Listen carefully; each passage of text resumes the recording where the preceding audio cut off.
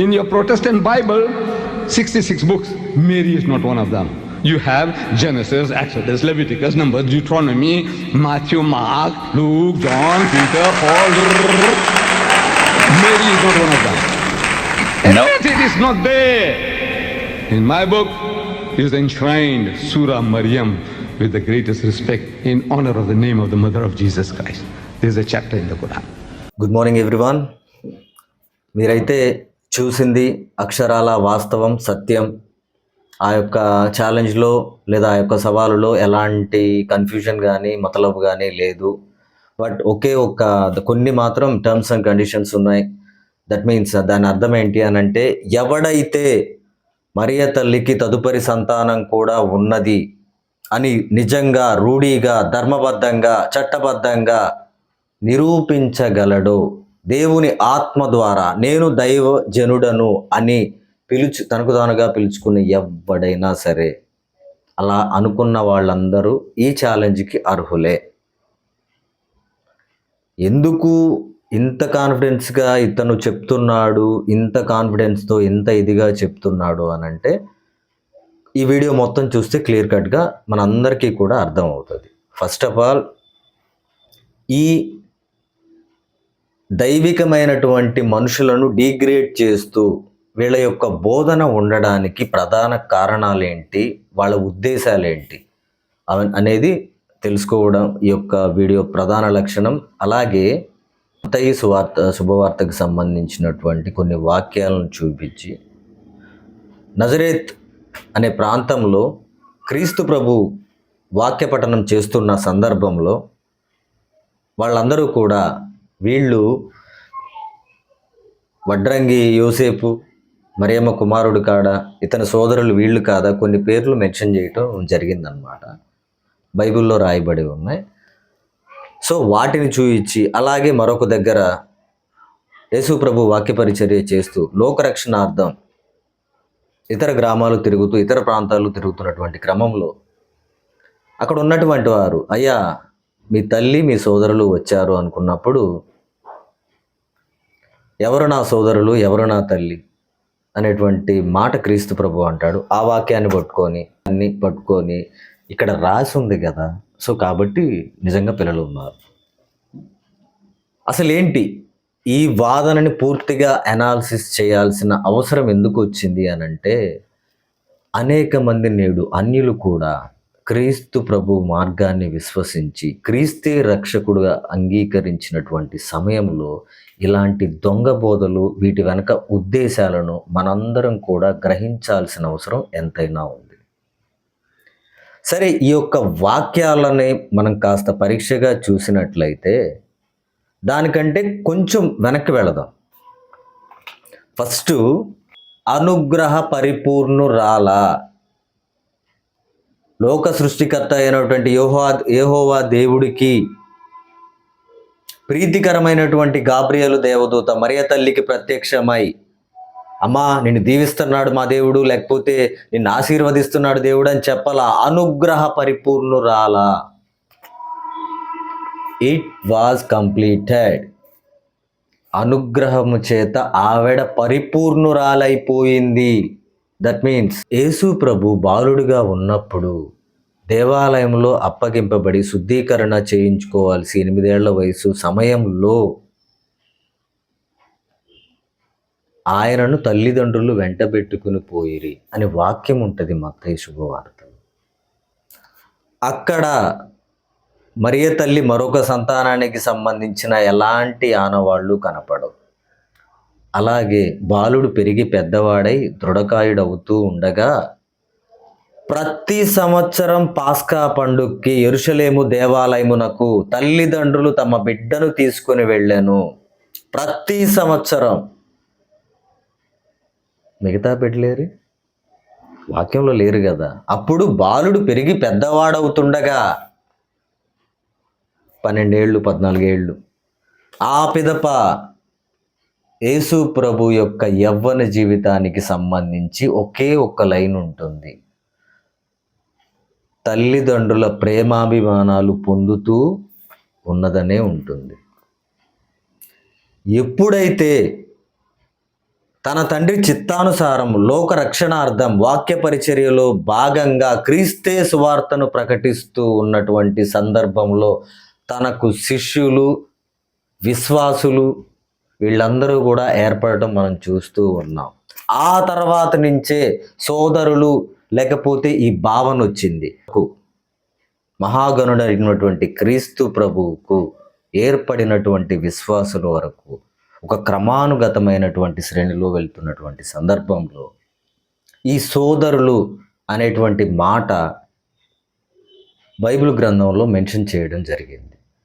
మరి ముఖ్యంగా దీని యొక్క అంతర్భావం ఏంటి అని అంటే మనం బాగా తెలుసుకోవాల్సినటువంటి విషయం, గమనించాల్సిన విషయం, ఒక జాతి జనులో, ఒక వంశీయులో లేకపోతే ఒక ప్రధాన ఉద్దేశం కోసం ప్రత్యేకించబడి ఒక గ్రూప్గా, ఒక ఉద్దేశం కోసం, ఒక సమూహంగా ఏర్పడినటువంటి వాళ్ళను, అలా తిరుగుతున్నటువంటి వాళ్ళను సోదరులుగానే పిలుస్తారు.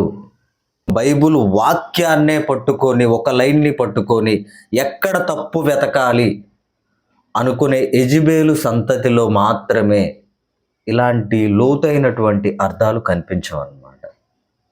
స్పష్టం, సమూహం, సమైక్యం అనేటువంటి అర్థ తాత్పర్యాలు మెదడులో పెట్టుకొని బైబిల్ చదివినప్పుడే అది నీకు కరెక్ట్గా అర్థమవుతుంది.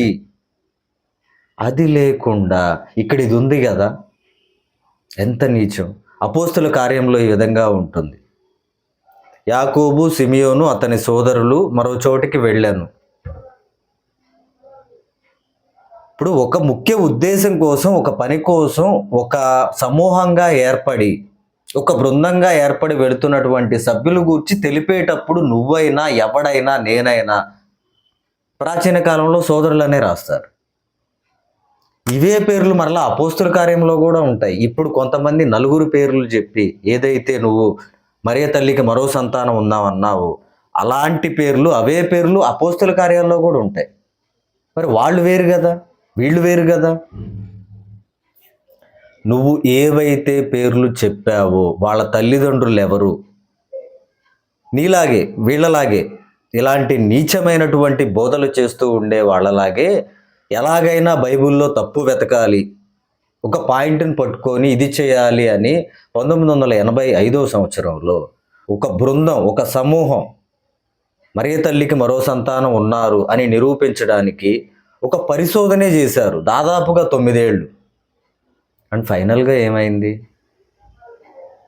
The Dayton university of America పరిశోధనా పత్రంలో ఆ మెన్షన్ చేసినటువంటి నలుగురు వ్యక్తులు ఎవరు? సోదరులుగా బైబిల్లో అలా రాశారు కదా, వాళ్ళు నిజంగా మరియ తల్లి గర్భఫలం ద్వారా వచ్చినటువంటి వ్యక్తులా, లేకపోతే వాళ్ళు ఎవరు అనే పక్కా రిపోర్ట్ ఇచ్చింది. అది పెడతాను వీడియోలో, అందరూ చూడండి.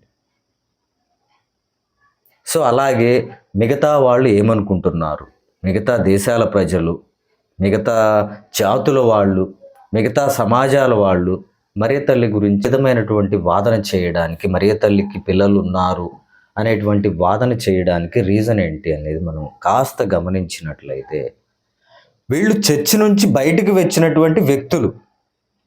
ఈ వ్యక్తులు ఏం చేస్తారు? ఆటోమేటిక్గా అక్కడి దేవుడి వాక్యం లేదు, మా దగ్గర సంపూర్ణంగా ఉంది, పరిపూర్ణంగా ఉంది అని చెప్పుకుంటారు. దానికి ప్రధానంగా వీళ్ళు వాడబడుతున్నటువంటి పాయింట్స్ ఏంటి? విగ్రహారాధన. ఆ విగ్రహారాధనకి కొనసాగింపే మరియ తల్లిని పూజిస్తున్నారు. తర్వాత ఈ మరియ తల్లిని పూజిస్తున్నారు అన్న దగ్గర ఎక్కువ మంది కూడా అర్థం చేసుకున్నారు, లోకరక్షకుడైనటువంటి క్రీస్తునే కన్నటువంటి గర్భం ఎంత అమూల్యమైనది, ఎంత పవిత్రమైనది అన్న విధానంలో అర్థం చేసుకున్నప్పుడు ఈ రెండో వాదనని బలపరచడానికి, మరియ తల్లిని పూజిస్తున్నారు అనేటువంటి వాదనను బలపరచడానికి వీళ్ళు ఎన్నుకున్నటువంటి మరొక వాదన ఏంటి? ఆవిడకు పిల్లలు ఉన్నారు.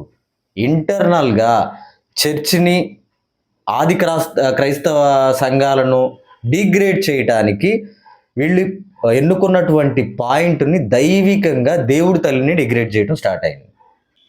సమిష్టి ఉద్దేశం కోసం పాటుపడే వ్యక్తుల సమూహాన్ని, లేదా ఒక వంశీయులను, లేదా ఒక జాతీయులను సోదరులుగా పరిగణింపబడటం ప్రాచీన సాంప్రదాయం. సో సరే, ఇవన్నీ ఒక లెక్క అయితే నిజంగా మరియ తల్లికి బిడ్డలే గనుక ఉంటే లోకరక్షణార్థం ఘోరమైనటువంటి శిలువ మరణాన్ని అనుభవిస్తున్నటువంటి సమయంలో కూడా ఇదిగో నీ కుమారుడు, ఇదిగో నీ తల్లి అని చెప్పాల్సిన అవసరం దైవ కుమారునికి ఏముంటుంది? ఒక్కసారి ఆలోచించండి.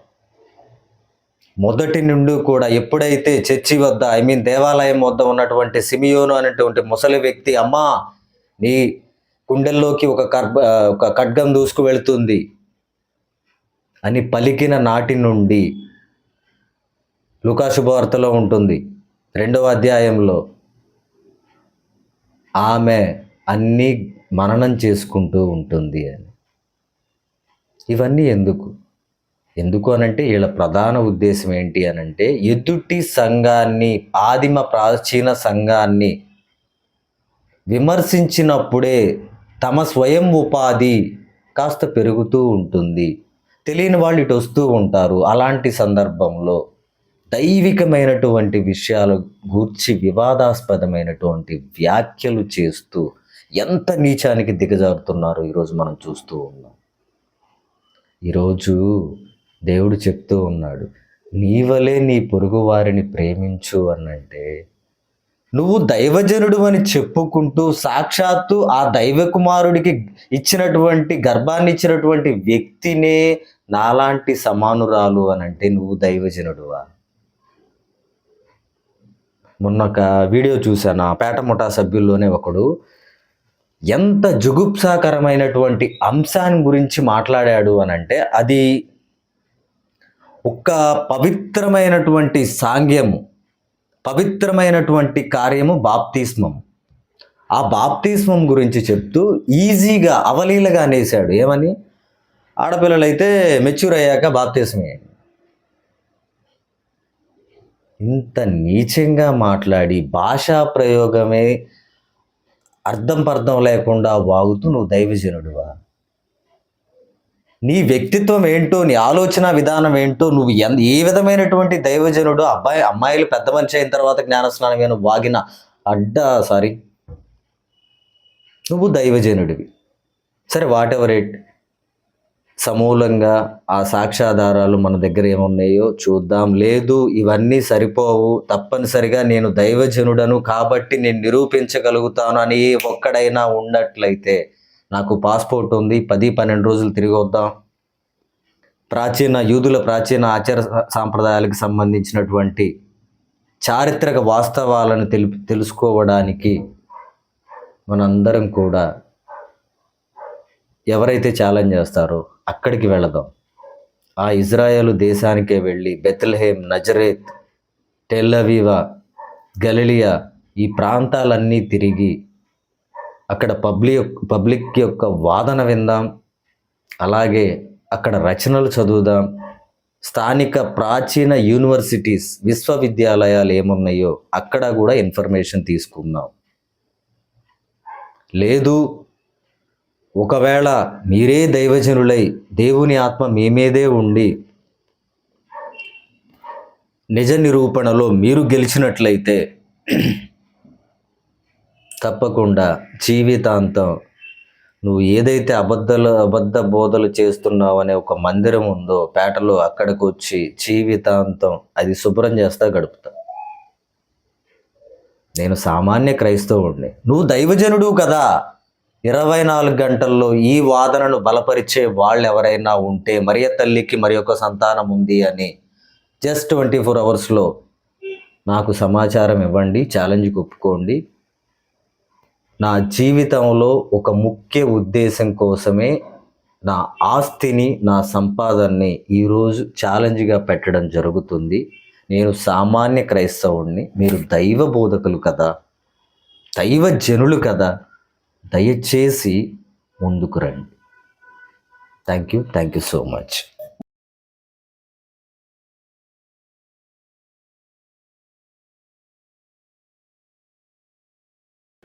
Mary is a real person. She is approachable and she loves us. She is gentle and she is kind. And she is a warrior mother who protects us, her children, from the evil one. And she is always pointing us towards Jesus. And all we have to do is call on our